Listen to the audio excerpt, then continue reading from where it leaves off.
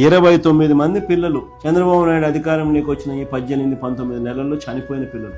నిజంగా కొన్ని వందల మంది పిల్లలు hospitalised on account of food poisoning, on account of water contamination. KGH లో చికిత్స పొందుతున్న కురుపం విద్యార్థులతో వారి తల్లిదండ్రులు. ఇక్కడ నేను కూడా పోయా.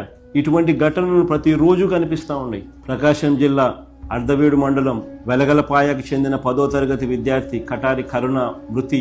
గురుకుల పాఠశాల సిబ్బంది పట్టించుకోకపోవడంతో మృత్యువాత. ఎన్టీఆర్ జిల్లా ఏకొండూరు మండలం పెదతాండాలో అంగన్వాడీ 5 మంది చిన్నారులు అస్వస్థత. సత్యసాయి జిల్లా పెనుకొండ నియోజకవర్గంలో సోమందిపల్లి మండలం పాపిరెడ్డిపల్లి కస్తూర్బా పాఠశాలలో కలుషిత ఆహారం తిని 25 మంది విద్యార్థులు అస్వస్థత. శ్రీకాకుళం జిల్లా నర్సన్నపేట మండలంలో బస్సివలస ప్రభుత్వ పాఠశాలలో మధ్యాహ్నం భోజనం కోసం బియ్యం సిద్ధం చేస్తుండగా బయటపడిన పురుగులు.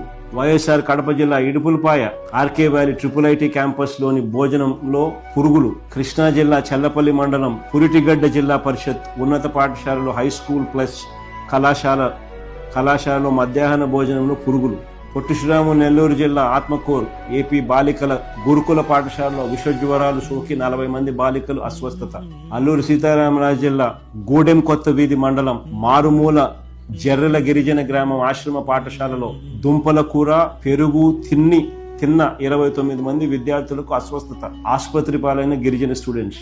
అల్లూరు సీతారామ జిల్లా రాజేంద్రపాలెం బాలికల ఆశ్రమ పాఠశాలలో అపరిశుభ్రత, ఆహారం కలుషితమై 22 మంది అస్వస్థత.